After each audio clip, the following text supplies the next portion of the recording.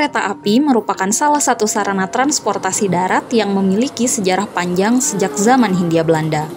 Setelah Indonesia merdeka, para penjajah, terutama Belanda, meninggalkan banyak sekali bangunan yang berhubungan dengan kereta api. Salah satunya yakni pembangunan jaringan kereta api pertama dari Semarang menuju Folkestone, London yang dilakukan oleh NISM, sebuah perusahaan swasta yang bertanggung jawab atas kereta api pada masanya. Sebelumnya, transportasi utama dilakukan di sepanjang jalur sungai sebagai alat pendistribusian barang perdagangan. Namun, setelah masuknya kereta api di Hindia Belanda, jalur utama perekonomian pun berpindah ke tengah kota. Di kota Solo sendiri, eksploitasi jaringan kereta api berupa kereta tram yang dikuasai NISM, bertujuan untuk mengangkut hasil alam sekaligus membuka daerah Solo sampai ke pedalaman.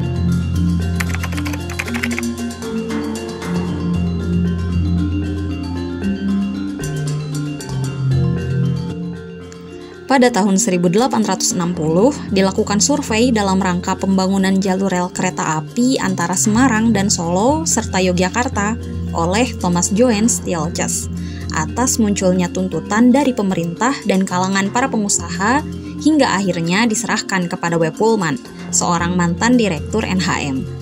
Sejak saat itu, jalur kereta api Semarang menuju Solo mulai dibangun dan mulai dibuka pada bulan Februari tahun 1870, termasuk jalur kereta api dari Semarang ke Solo. Sejarah perkereta-apian di Indonesia diawali dengan pencangkulan pembangunan jalan kereta api di Desa Kemijen pada hari Jumat tanggal 17 Juni 1864 oleh Gubernur Jenderal Hindia Belanda, Baron Slot van den Billy. Pembangunan tersebut diprakarsai oleh NVNISM yang dipimpin oleh Insinyur J.P. de Bordes dari Desa Kemijen menuju Desa Tanggung, sejauh 26 km dengan lebar jalur kereta api 1435 mm. Pembangunan pun diperpanjang dari Tanggung Kedung Jati menuju Ambarawa hingga Folkestone, London. Pembangunan terus dilanjutkan meski terkendala oleh masalah pendanaan. Tetapi pada tanggal 10 Februari 1870, jalur kereta api menuju Surakarta berhasil diselesaikan. Di samping itu, kebutuhan akan transportasi yang lebih cepat menuju pelabuhan sangat diperlukan agar barang hasil alam tidak membusuk di tengah jalan. Memang jalur transportasi utama sebelum masuknya kereta api hanya memanfaatkan transportasi air melalui Sungai Bengawan Solo. Pembangunan jaringan kereta api NISM akhirnya berhasil mengeksploitasi wilayah Solo dengan menghubungkan 4 daerah penjuru arah mata angin. Hal ini menjadikan posisi kota Solo menjadi sangat ramai dan penting karena sebagai titik bertemunya jaringan kereta api. Tegasnya, jaringan kereta api meningkatkan perekonomian di kota Solo pada awal abad 20 dan menjadikan Solo sebagai jantung Pulau Jawa.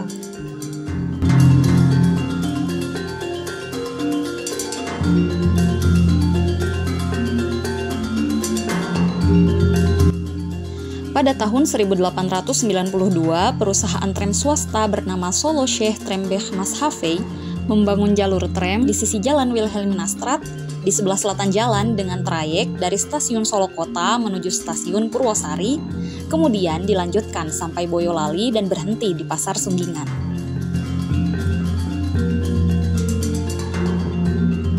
Tahun 1900-an, STM mengalami kemunduran hingga akhirnya pada tahun 1906 STM melakukan kerjasama dengan NISM untuk mengganti tram tenaga kuda dengan tenaga uap. Perjanjian ini menandai berakhirnya pengelolaan STM terhadap jalur Solo Kota Boyolali. 1 Mei 1903, pembangunan jalur Solo Boyolali mulai dikerjakan atas perintah NISM dengan ukuran rel kereta api 1067 mm dengan jarak 29 km dari kota Solo. Perusahaan ini kemudian membuat jalur baru yang pembangunannya dimulai pada tahun 1908 dan jalur ini mulai digunakan untuk pengangkutan umum. Setelah seluruh kereta tram kuda yang diganti dengan tenaga uap rampung, pemerintah kemudian mengumumkan peresmian kereta tram uap pada 1 Mei 1908, sekaligus penurunan tarif perjalanan kereta api.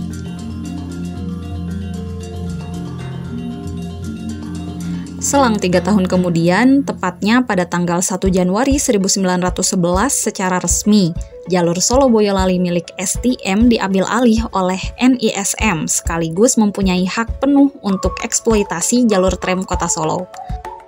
Tujuan NISM mengakuisisi jalur kereta Solo Boyolali karena daerah tersebut dianggap penting oleh Belanda. Selain daerahnya yang subur, Boyolali juga memiliki beberapa sumber air bersih dan beberapa pabrik gula di jalur yang mengarah ke Boyolali. Jalur tersebut diantaranya berupa jalur cabang ke pabrik gula Colomadu, pabrik gula Gembongan, dan pabrik gula Banga.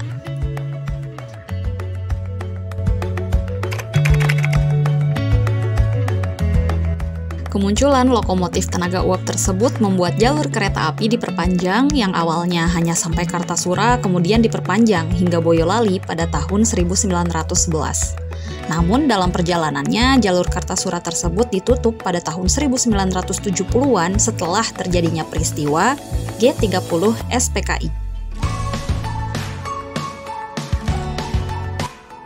Meskipun masih tersisa sedikit bekas rel kereta api, jalur tersebut sudah tidak berbekas karena selama bertahun-tahun tertumpuk trotoar.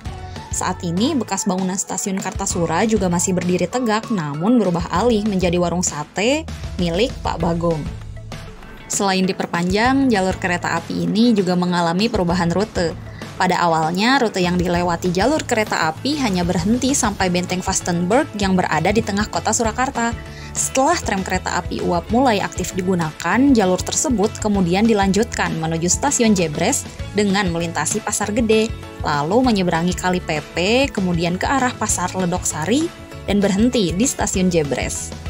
Perubahan rute ini dibuat agar para penumpang yang ingin melanjutkan perjalanannya dari kota Solo menuju Wonogiri maupun Boyolali dapat langsung berpindah menggunakan kereta NISM. Para penumpang yang melanjutkan perjalanan dari Solo Boyolali akan berpindah menaiki kereta yang didatangkan oleh NISM berupa kereta lokomotif uap C17 seri NIS 251 dan C18 seri 259, keluaran dari pabrik Hartmann Jerman yang dikhususkan untuk melewati jalur Solo Boyolali.